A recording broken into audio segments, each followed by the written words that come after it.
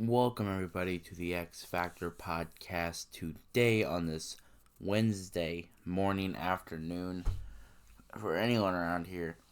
And, well, you already know today we're going over NXT here. I thought yesterday NXT was a good episode. But we're going to get right into it here.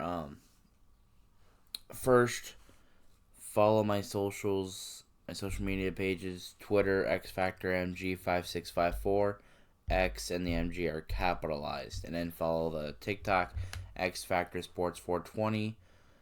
Nothing is capitalized in that. And updates will be on Twitter. And I'm going to start posting some of my clips on here on TikTok.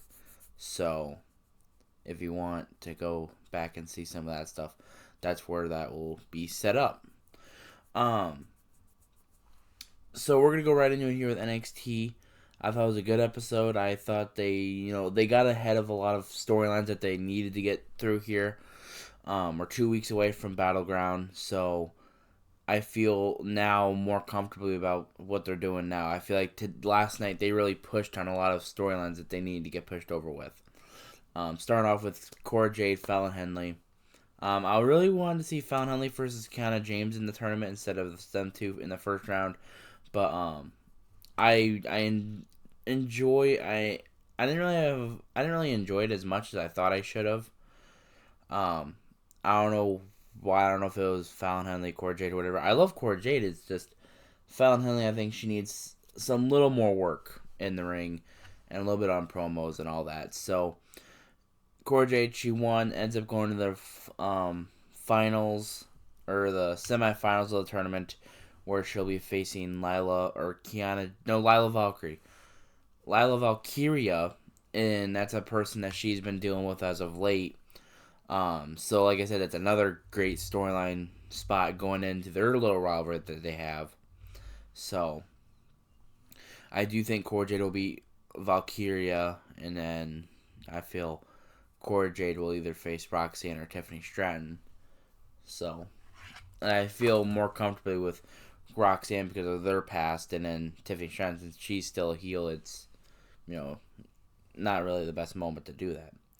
So after that, they were supposed to get Wesley and Tyler Bate versus Charlie Dempsey and Drew Gulak. Wesley and Tyler Bate got taken out by the Dyad. Rip Fowler, Jagger Reed took him out, and then Carmel Hayes, and then once Drew Gulak and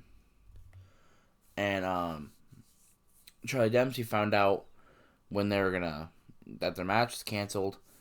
That's when Carmelo Hayes is coming in.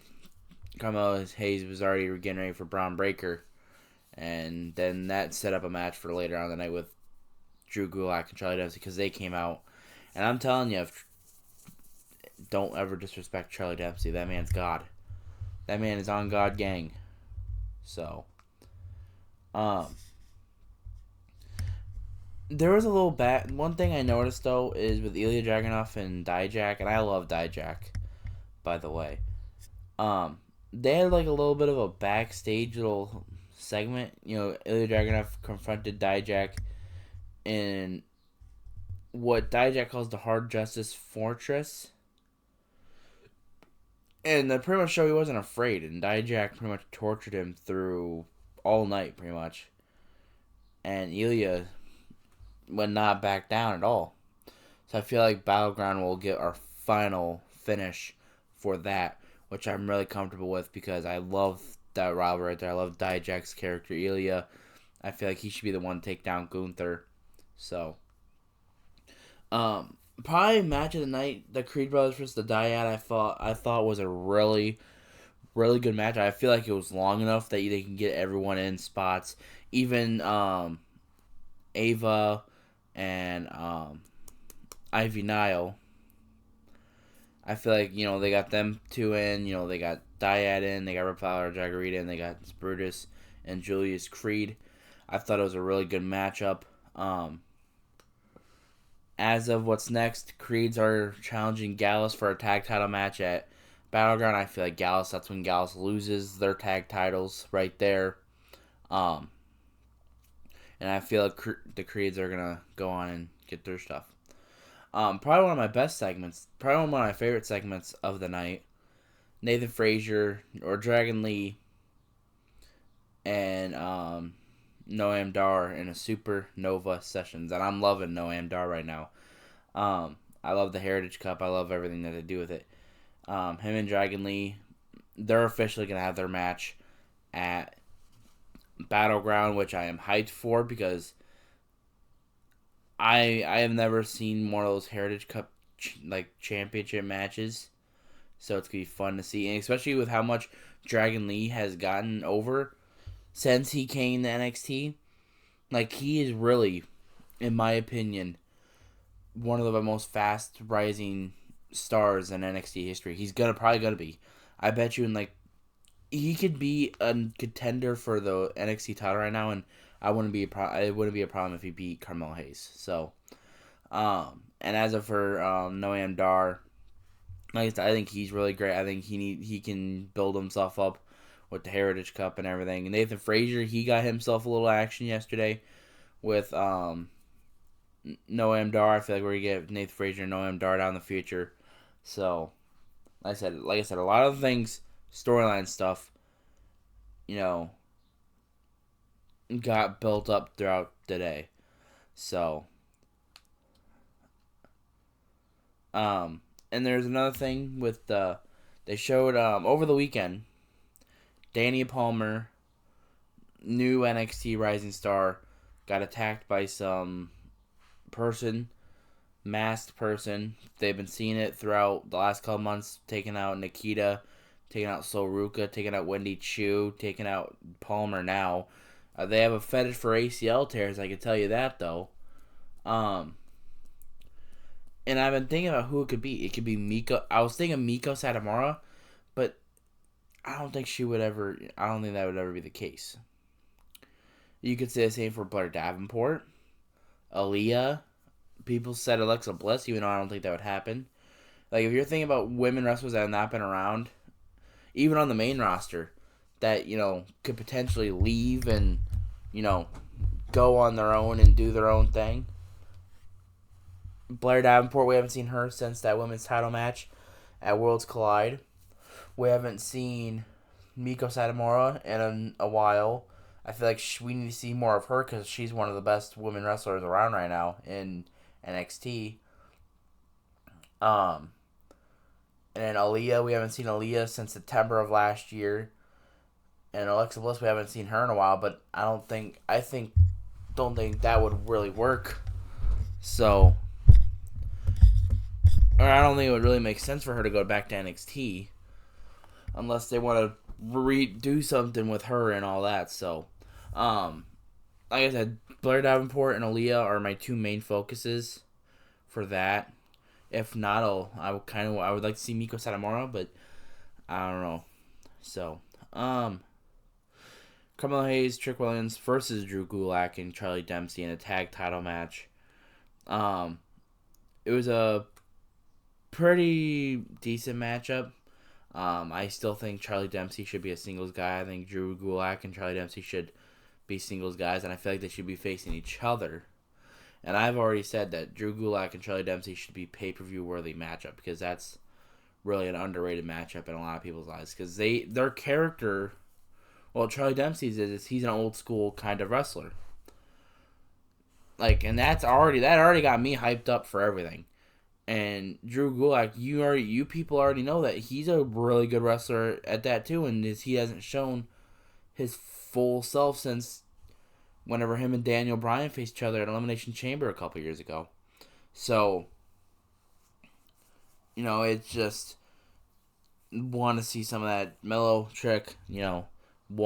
Tried calling out Braun Breaker, and still no Braun Breaker. And Braun Breaker was at their haircut shop place they always go to, saying he was gonna get a cut. But realistically, you only need 3 seconds to cut his hair off. So that's really after that. Kiana James versus Thea Hale. Earlier in the night, they had a segment. And Thea Hale pretty much trying to prove why she should have been in the tournament, not Kiana. let's just say, like usual, Thea Hale loses, Kiana James wins. Um, Duke Hudson's really starting to piss me off now because I know what he's doing.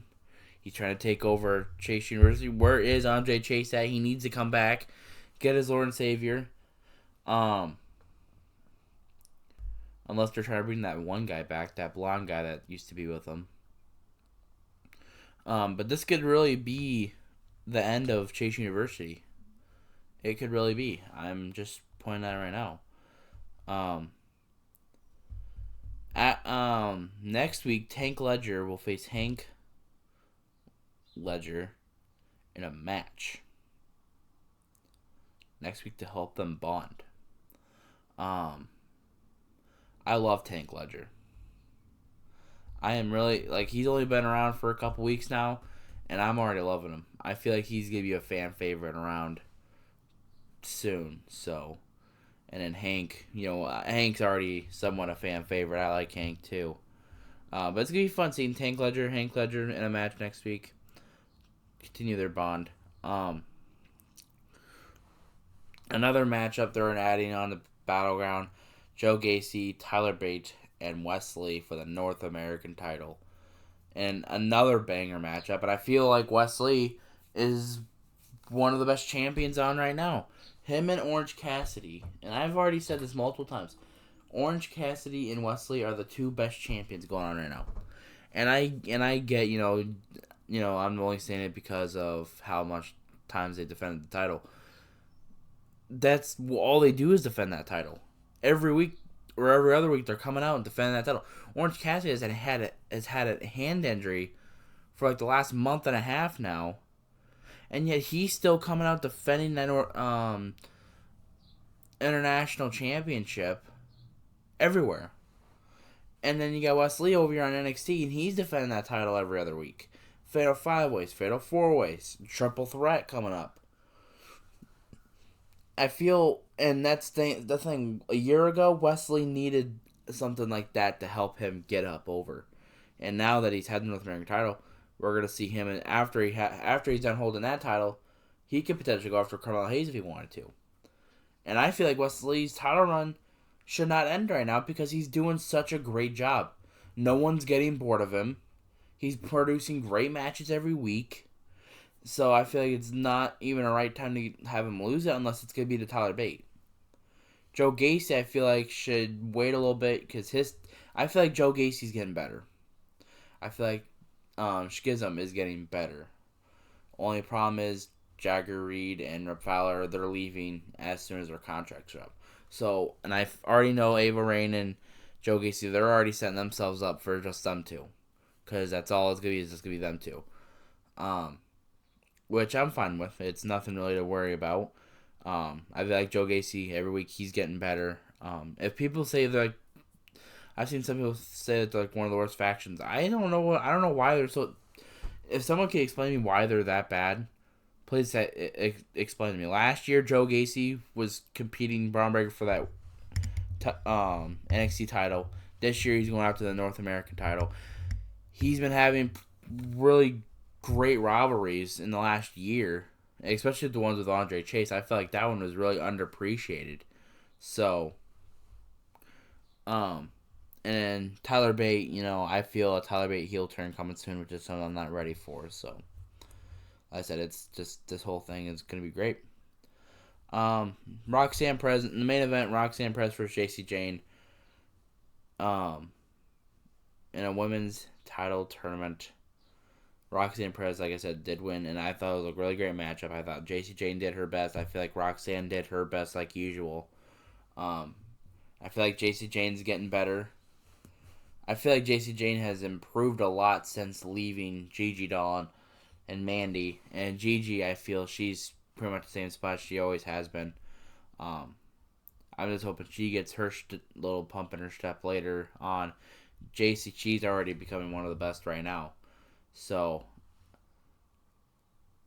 next week, Roxanne will face Tiffany Stratton. I want to see Tiffany Stratton win, but I feel like with the whole history with Roxanne and Cora Jade, I think that's where it's all going to end up right there. So, and then at the end of NXT Braun Breaker finally did come out, confront Carmelo Hayes, Trick Williams. Came out with security guards and pretty much saying that he's just protecting Carmelo Hayes. A whole brawl started, and it ended up them two laying on the top of the mat. And I'm really feeling a Trick Williams heel turn coming soon. It's all writing on the wall. It's writing right there, right on the wall, and I could see it every week. Every time Carmelo Hayes is not looking, I just have a feeling, Trick Williams, boom, right in the back of the head. Because he is the hype man for Carmelo Hayes. That's all he is, and that's ever gonna be. In their words.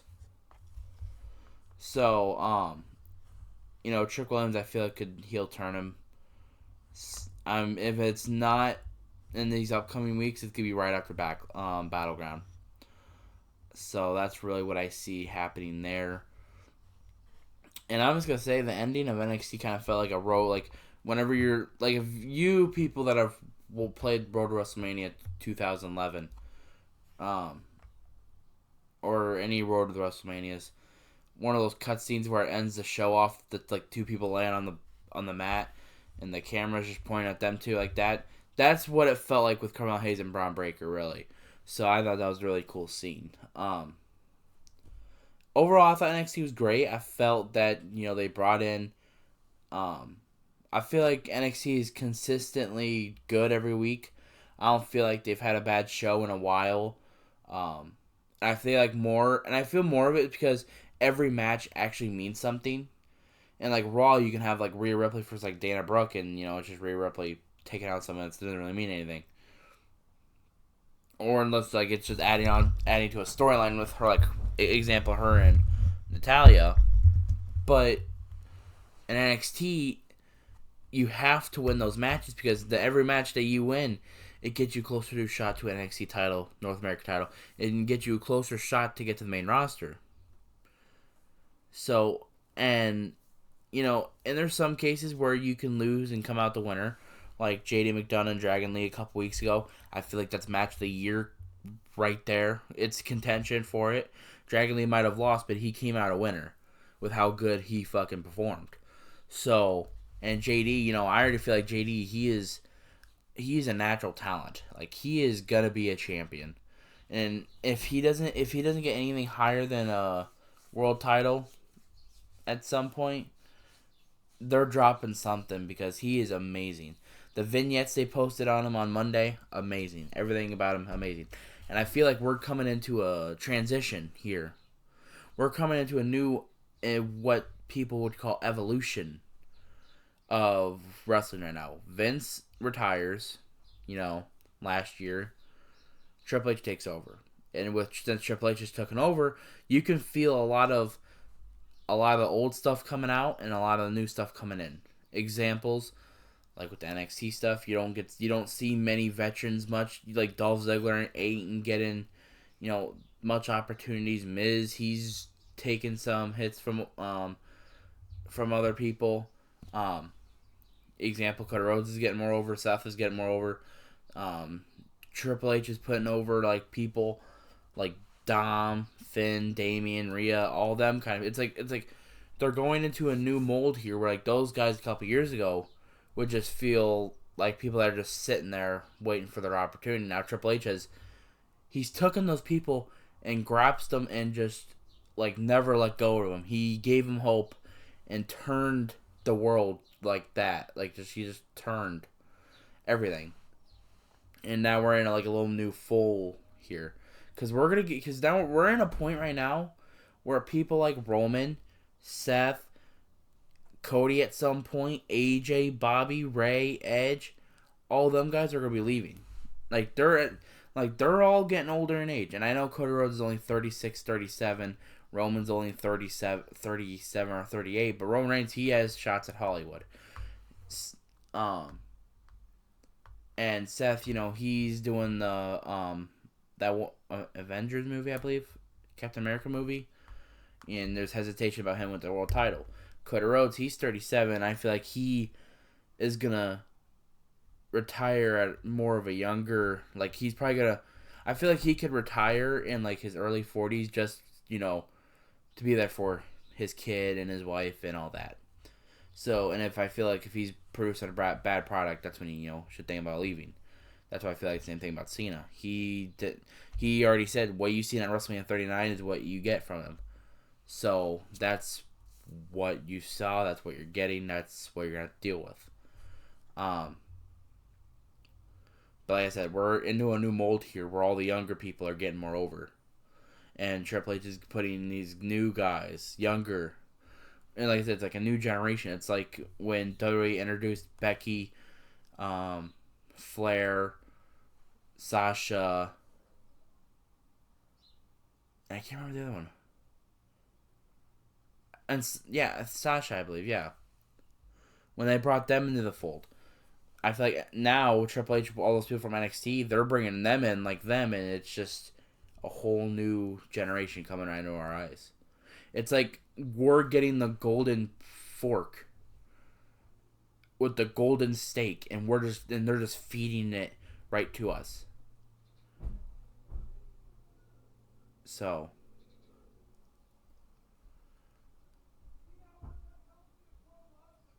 that's all I really got for you today. Um, like I said, tomorrow Dynamite review. Friday NFL stuff. So we're gonna get right into it there. So I'm gonna end it here today. Y'all enjoy the rest of your day and stay blessed.